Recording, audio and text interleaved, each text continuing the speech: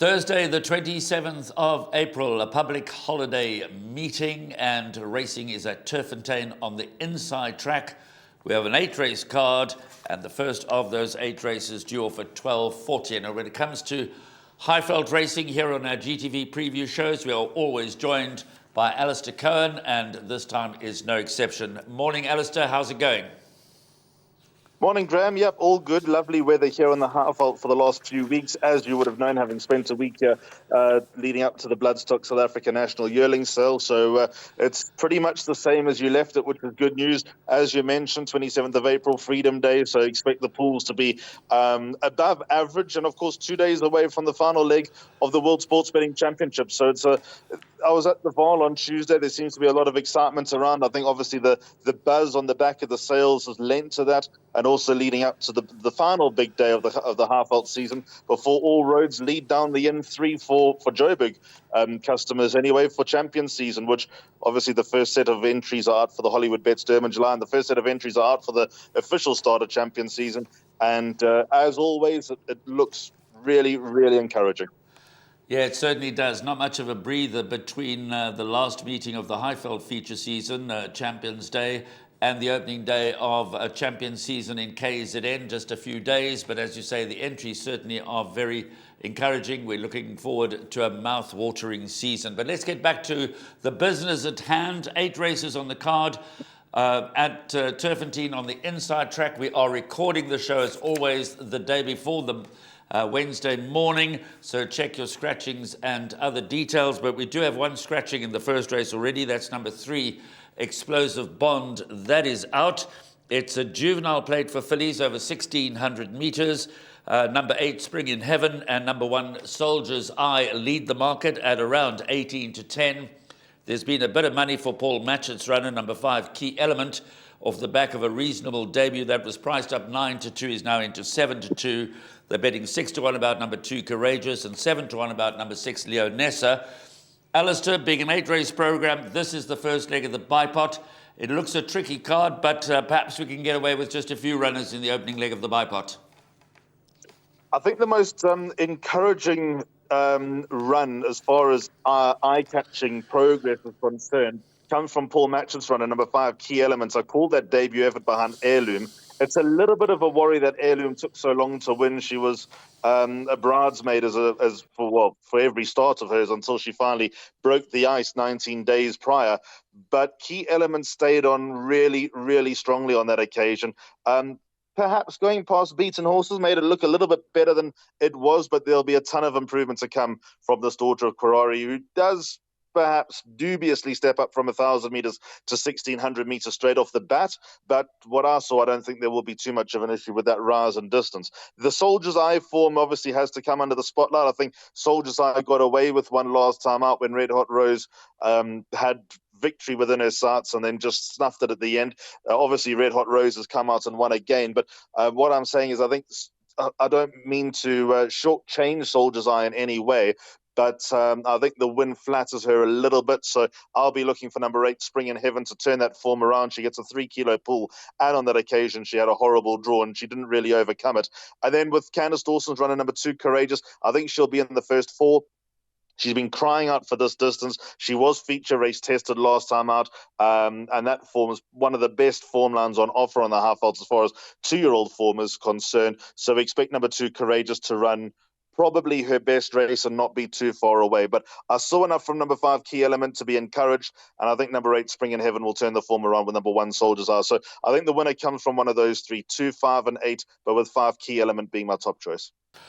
Moving on to race 2 then, the first leg of the place accumulator, a maiden plate for fillies and mares over 1,600 metres, and the second race is due off at 1:15. At this stage, all 8 runners stand their ground. The very short-priced favourite is number 3, Miss Christmas, from the in-form Lucky Hoodalaka stable. Craig Zaki takes the ride. 14 to 10, Miss Christmas. Number 4, Unyielding, is at 2 to 1. Number 2, Idabel or Idabel, is at 4 to 1. And number 7, Dame Colleen, is at 8 to 1. Those are the runners quoted in single figures. It looks a bit of a shallow field, dominated in the betting by Miss Christmas and Unyielding. Is it going to turn out that easy? I think it probably will, Graham. I think the biggest indicator here is comparing times. I loathe to compare times, but when they're on the same day over the same distance, obviously they have to be over the same distance, but when they're on the same day, I think we can draw comparisons because obviously the variables are very, very slim indeed. Miss Christmas ran a 1500, well, the winner of Miss Christmas's race ran a 1593.5. And on the same day, Tree Fairy, the winner of Unyielding's race, ran a 94.05. When you consider Miss Christmas was less than a length behind her winner and Unyielding was 4.25 lengths behind her winner, when you adjust everything, I think Miss Christmas comes out safely on top. So even though she was most disappointing last time, she was short price favourite, she had every chance to win the race and she failed to get the job done.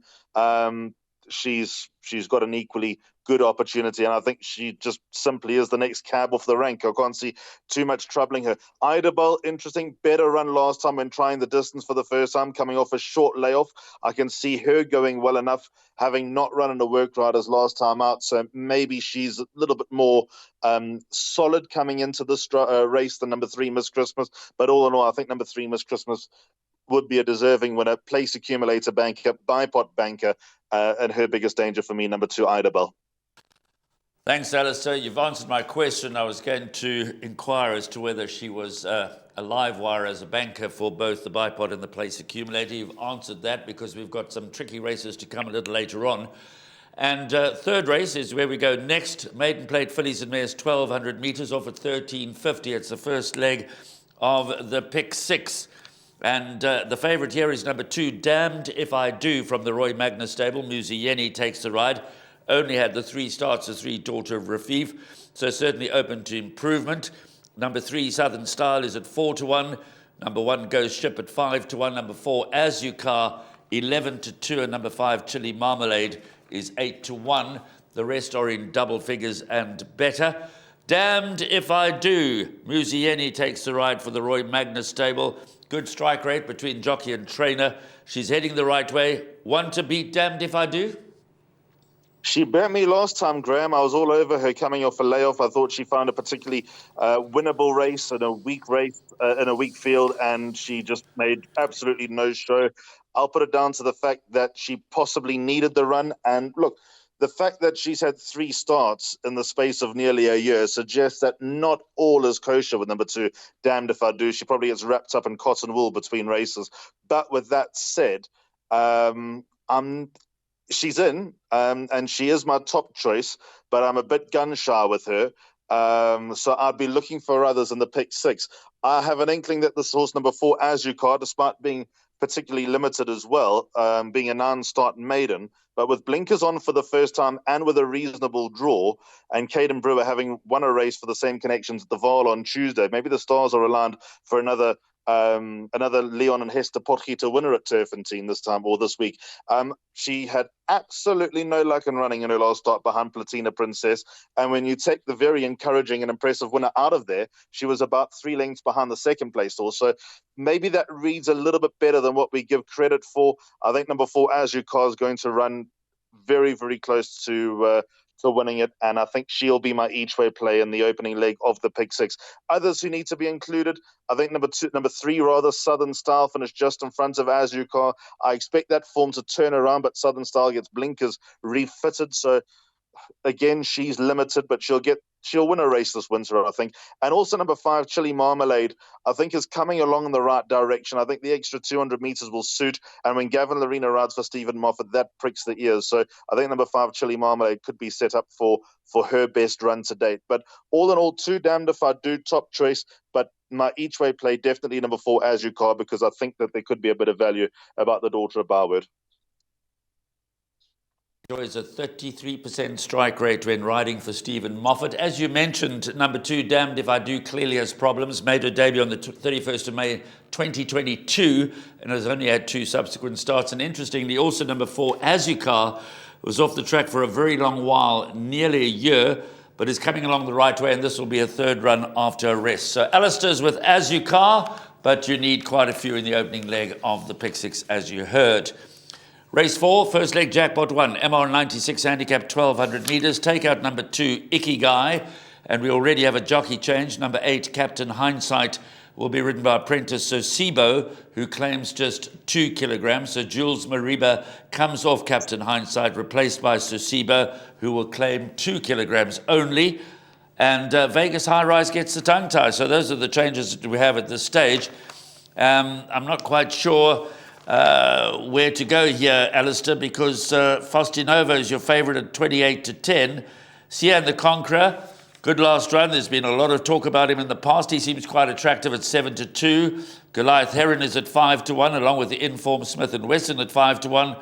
Vegas High Rise gets the tongue tie 11-2. Dance Till Daylight fluffed her lines badly last time and is at 8-1. What do you make of race 4? It sounds like a cop-out, but the horse I really like to scratch, number 2, Ricky Guy. I would have been quite strong on him coming back to winning ways and at least taking his earnings past R1 million, but we'll have to wait for a race of this nature in the future. So now my top choice is Kian the Conqueror, because Nico got read the riot act by the owner, Gavin Yerster, obviously one of our favourites up here on the Halfveld. Kian the Conqueror, I think, is named after his nephew, and he was particularly unlucky last time when running second to Stormy Winter. Stormy Winter down the straight is a force to be reckoned with always, and I thought Kian the Conqueror was really closing in hand over fist last time. The drop to 1,200 metres on a fast-running inside track is a bit of a question mark. He's not been on the inside track before, but I think the inside draw for a little bit of guidance could help him. The pace will be on, so it could well set up nicely for number 6, Kian the Conqueror. 7, Foster Nova, I know is held in high regard. He'll be better off with the last run coming back from a break under the belt. His run to Jimmy Don really catches the eye as well, so he's not one to let run loose. The interesting runner for me is the horse under sufferance, number 9, Smith and Wesson, who is unsurprisingly in the market, but the handicap has probably shortchanged him slightly. So he comes in here, 1.5 kilos on the back foot, number 9, Smith and Wesson, but off a light weight, I always have time for him. Paul Match's horses are going nicely. Pilasande Oli's riding very nicely as well. So there's enough of a case to be made for number 9, Smith and Wesson. But I think I'm actually on the side of the handicapper here. I think that he might just have his work cut out to win the race with him running nicely, not too far in behind. So 6, Kian the Conqueror, top choice here. 7, Foster Novo, the one to chase him home. When I look at the top of the weights, a horse like Mardi Gras, he's getting on. He's a rising 9-year-old, but he was once a 124. He's down to a 99. His penultimate start to Princess Calla perhaps shows that there's another win to come that is not beyond the realms of possibility that he racks up double-figure wins. But I think he's got a little bit to do with all that weight to shoulder coming up against 2 progressive 3-year-olds that carry far less weight. Help me out. I think I might have erred when I said Captain Hindsight will now be ridden by apprentice Sosibo, because I noticed obviously he's carded to ride Mardi Gras. So I did spot a change. I probably put it down in the wrong race. Help me out. Is Captain Hindsight definitely going to be ridden by Mariba and Sosibo on Mardi Gras? The change is in another race. It's race 5, number 8, Sosibo. Yeah, so we all make mistakes. We all make mistakes. So, yes, so cancel that. Captain Hindsight will be ridden by Jules Mariba, and Mardi Gras will be ridden by apprentice Sosibo, who claims 2.5. So there we go. Just wrap it up one more time for us. Your order of preference. 6, 7, and 9 for me in race number 4. Just with regards to putting changes in the wrong places, the amount of times that I've scratched the wrong horse in the wrong race and they come out and win is frightening. So maybe that's the offer for number 8, Captain Hindsight. Okay, well, we move on to race 5, and here it is, number 8, What a Tiger. Kamalo obviously struggling to get down to the weight. He declared plus 0.5, but now Sosibo has taken his place. So What a Tiger in race 5, number 8, will be ridden by apprentice Sosibo, and not number 8 in the 4th race. So here we are with the first leg of Jackpot 2. It's an MR74 handicap over 1,000 metres. Now, we did say the races were getting a bit tricky, and you need to go a bit wide, but I've had sight of your play of the day, and while number 3, Cosmic Star, looks to be a very promising individual and tops the boards at 2-1, you're going with the 8-1 chance, number 9, Dark Tide, to be ridden by apprentice Kachedi, who interestingly enough does not claim, so Dark Tide will carry 52. Dark Tide, 52 kilograms, because Kachedi's now ridden too many winners for a claim. Yep, Dark Tide, I'm very keen on Graham. He was once an 88. He won the Heritage Consolation a few years ago, and he turned over some very, at the time, promising horses. But then he was rested. I think things went wrong He lost his way, but obviously losing his way helped his rating to no end and down to a 58. I know his last one came off a 53, but I called his last start behind Western Wishes down the straight at Turffontein, and to me, he was the eye catcher over the final 200 meters. I thought he stayed on well enough. And I think with a light weight, getting weight from, the young, promising 3-year-olds could well tee up number 9, Dark Tide. The last time he ran over this course and distance, there was a lot of support for him, and he ran less than a length and a half behind Letitia's Angel, who's obviously won again. She won just over a week ago at Turffontein, winning a similar kind of race, if I'm honest. So I think number 9, Dark Tide, is pretty much in the right place. His last 3 starts show that there's a win that's not too far away. So I'm going to take a chance and say that of all the runners on the card, there are a few at a big price that I think are encouraging enough if punters like them, but I think number 9, Dark Tide, is probably the one at a price on the day to follow. So I'm pretty keen on his chances. I think he represents a lot of value. With regard to number 3, Cosmic Star, yes, he won very, very well. He won with contemptuous ease at the start of the month, beating Fort Lauderdale. Fort Lauderdale is a maiden no more. He fell across the line in the Work Riders race a couple of weeks later, but the point is he got the job done. So Cosmic Star cannot be taken lightly. But I think that he's got to give 8 kilos to a real grizzled little veteran in the form of number 9, Dark Tide. He'll have his back against the wall. Not impossible that he wins it, but I think Dark Tide this time around might just have the advantage. Quick word about Cosmic Star's stable companions, all of which run in the Verner's Silks. Number 4, Nettleton, also lightly raced, won on debut, followed that up with a rather disappointing effort. And the consistent covert operator is Cosmic Star the stable elect. I don't know for a fact, because obviously Lorena and DeMello do share the spoils when it comes to the Werner's runners.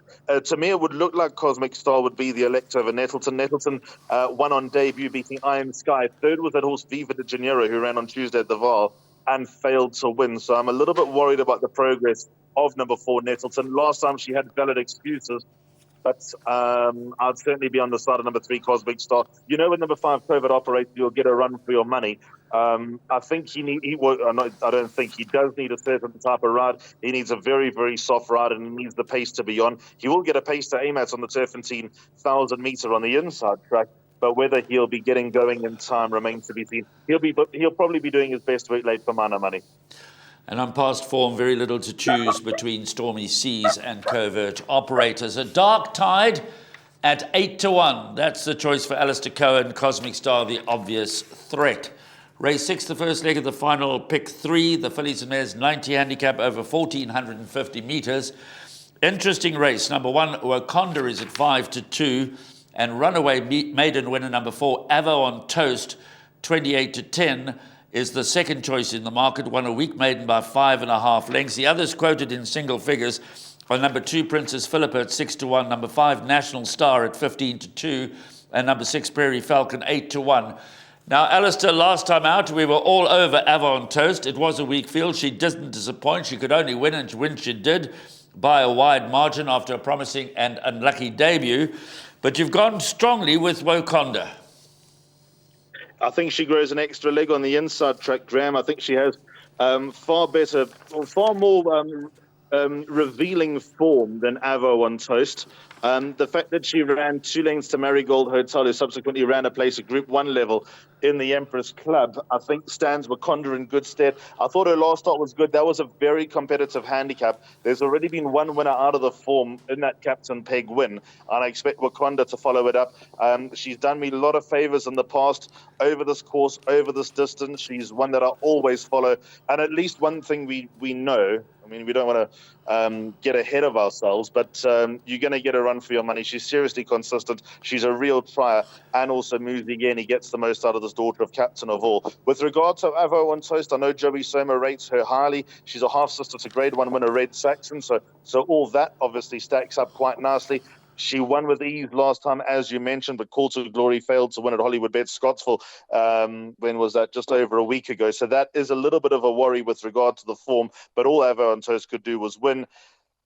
The others just don't jump off the page quite as much. I mean, I loathe going with a horse that gives as much weight away as number 1, Wakonda, but I think she's earned it in this type of field, and I think she'll be hard to beat. Not concerned, Alistair. I'm not challenging you. I'm just noticing, obviously, as everybody else will, that in her last three handicaps, although well placed, third, and second, she has failed to win off a mark of 90. Her second last time earned her another 2-point penalty, another kilo penalty. She's gone up to a 92. Could that stop her in her tracks and swing the tide in Avantose way? Or are you confident that she's strong enough to deal with the handicapper's impost? In this particular case, I think she's good enough. I think she's found the right landing spot to earn another win. Yes, obviously she gets a bit more pudding to carry as a consequence. I hate it when the handicapper punishes losers. But with that said, her penultimate start was her last one over this course and distance, and that form is just too good to ignore. With Marigold Hotel placing in a Group 1 subsequently, there's no form of that level here. Race 7, the Pinnacle Stakes over 1,450 metres, the penultimate race on this 8-race card on the Turffontein inside track. This public holiday meeting goes off at 4:05. Now this race looks wide open. Take us through it, Alistair. Yes, it is wide open, and it's wide open, and it's a good race for the right reasons. It's not like we, in a couple of months' time, going through a Vaal meeting in the dead of winter where we've got a 14-runner field, and one of them is going to win, and after that, probably the end of the road for everything in behind. This is a proper race where horses could very well be seeking minor group races during the KZN winter. I think that the value here lies with the next Roy Magna, runner number 3, Team Gold. He, of course, won the Spring Spree Stakes, beating Sheila. Sheila, I think, is a lively contender in the Johnson Workwear Computer Form Sprints on Saturday. He needed his last run. He was drawn widest in the Hawaii Stakes, and he didn't disgrace himself, finishing 3.5 lengths behind Under Your Spell. Things went awry at the end of the year, or at the start of the year. He just wasn't quite himself. Maybe he just ran in the wrong races, and maybe he's just a better horse. Well, he certainly is just a better horse on the inside track, with 3 of his 4 career wins coming at this inside course. I think with a good draw, even though the weights don't scream number 3, Team Gold, not the worst weighted horse in the race, but I think that he is definitely the value in race number 7. So I'm going to put him out on top, take a bit of a stab in the dark that he's going to bounce back. I know he's held stone cold by Out of the Darkness on the run in the 2nd of January, but it's clear to see that wasn't Team Gold's run. So I'm going to give him a vote of confidence to at least bounce back and run in the first 3, and I expect him to run well. Number 1, Forever Man, another horse that absolutely loves the inside track. He finished in front of Team Gold last time out, and the weight suggests that there won't be much between them because Team Gold comes in 2 kilos better off, and there was only a length and a half in it. So if you like number 1, Forever Man, then that gives even more impetus to number 3, Team Gold, that he's just a totally wrong price. Number 2, Out of the Darkness, needs to be respected as well. I thought number 6, Argo Alley, ran well enough first run as a gelding last time out behind Tread Swiftly. I think he'll run better, but ultimately probably just fall short at this level. 7, Razor Hallelujah. This is a race to tee him up for next time, so just remember Razor Hallelujah for next time. If he runs on, sort of runs 5th or 6th, that'll be absolutely perfect. He needs further, but there is a race in 2 or 3 weeks' time that fits the bill for number 7, Razor Hallelujah. Captain Peg is scratched, and that's probably where the race stops. So, yep, 3, Team Gold. The more I actually look at it, the more keen I am on him. I agree with you. It doesn't do any harm to be drawn in pole position. Drawn in stall gate number 1 is certainly an advantage on the Turffontein inside track. So Team Gold, Alistair looking for that one to bounce back. Not much to choose between Forever Mind and Team Gold at the weights. One other I'd just like to touch on, Alistair, get your view. You know these horses. You see them week in and week out. We watch them on the telly. I've been waiting for number 13, Homely Girl, to come back to the kind of form that saw win a feature during champion season last year. And just 3 runs back, she was second to Sound of Warning. Any chance that she could, in the capable hands of Keegan de Mello, upset this lot? Certainly capable, Graham. Reading between the lines, and I don't know anything, but I think number 13, Homely Girl, is going to be targeted for the same race at Hollywoodbets Greyville in about 6 weeks' time, the Tibashina, and possibly this Faringa as well. So this, to me, looks like another run just to bring her along, and I think she'll be popping for one of those features coming up soon. The 8th and final race is a classified stakes over 1,600 metres, and being a classified stakes, they're pretty competitively weighted. The last race is off at 16:35. Let's have a look at the anti-post market. Number 4, Napoleon, who's had 3 starts on the Highveld for the Tony Peters stable without success thus far, but certainly improving with each and every outing, is at the top of the boards at 3-1. Msabisu finished just behind him last time, is at 33-10.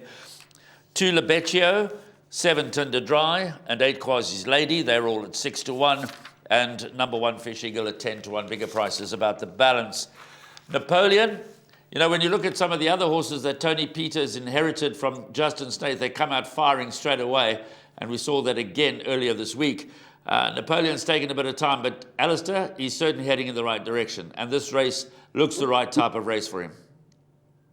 Yeah, it does, Graham. I think number 4, Napoleon, is the horse that they need to beat. It's a very, very tricky race. So I wouldn't be going mad with number 4, Napoleon, but I just think the progress that he's been making since coming to the Highveld, and certainly with the tongue tie fitted, he seems to be on the right track. So he is top of my list, but the horse that I'm very interested in is number 8, Quasi's Lady. Maybe swingers on the last race. 4 and 8 is the way to go. Quasi's Lady was given, let's call it an enterprising ride last time, and she ran out of steam over the closing stages. If she just keeps a lid on things and Caden Brewer can steer her, she'll run the same race that she did prior when running third, and first. And it's not beyond the realms of possibility that she follows up with another big run, putting that last run behind her. It was bizarre. So I think number 8, Quasi's Lady, is definitely the one to watch very closely in this race. As we know, in a classified stakes, the fillies and mares do get a very useful sex allowance, so she comes in fairly well weighted here. Her, Tinder Dry, and Arden Park are the 3 girls in this race. So just watch out for them, perhaps running a little bit better than you'd expect. Another one is Little Miss Sunshine, although she is badly under suffering. So I'd be surprised if she won this race, although she's been on my radar for long enough, but she just seems to have lost her way of late, so she's fallen off my sights. But yeah, I think everything points to number 4, Napoleon, finishing off that progress that he's been making, but definitely number 8, Quasi's Lady, is of big interest in the finale. Quick word about number 3, Msabisu, who finished very close behind Napoleon last time out and is the market rival at 33-10. And I want a word because, you know, the Cornet Space stable, been a little bit quiet, but Msabisu ran well enough last time. And I noticed that his form on the inside track is quite significantly better, having had 5 starts for a winner, second and 2/3. So clearly, if you're going a little wider in the last leg of the pick 6, you can't ignore Msabisu. Yep, not one to write out. He was obviously ahead behind Napoleon. So if I'm making a big song and dance about Napoleon, I'm probably not doing Abisi too much justice here. So yeah, he's definitely a contender. He too got given £3 for being a loser last time out, and Napoleon got the same type of penalty. The issue I have with Abisi is, as much of a likable horse he is, he's just failed to go all the way when looking very, very dangerous in a lot of his starts. So I don't know if he's got the heart or the desire. I mean, when it all clicks, I think that he'll look quite dangerous. But there's been a lot of times where I've turned to people next to me on races that I'm not calling and said, well, that horse on the Makin's colours is absolutely reefing. And he's just failed to go on with it. So maybe that is just the nature of the beast. And when you look at his overall record, 36 starts, 2 wins, and 21 places, I think that sums up the beast. He should be there and thereabouts, but winning is hard to come by. Okay, so let's put a wrap on this meeting with your suggested bets. You've sidestepped the exotics. You've given us a daily double. It'll appear on screen now, so take us through it. Yeah, and as I'm going through this card, I wish that I actually had gone with some sort of place accumulator or jackpot or something, because even though the second half of the card does look quite frightening, I think that there are quite a few at big prices who will run well. But I've left with a daily double, and I won't do that on Champions Day. I will go with the pick 6 with the big pick 6 carryover on offer, because I think I need to encourage punters to chase that. So the double is race 5, number 9, Dark Tide, at a price, and race 6, number 1, Wakanda, who's top of the boards. Alistair, as always, thanks for your time. Thanks for your contribution. Enjoy the rest of the week, and we look forward to chatting to you about Champions Day in a couple of days' time. Cheers for now. Cheers, Graham.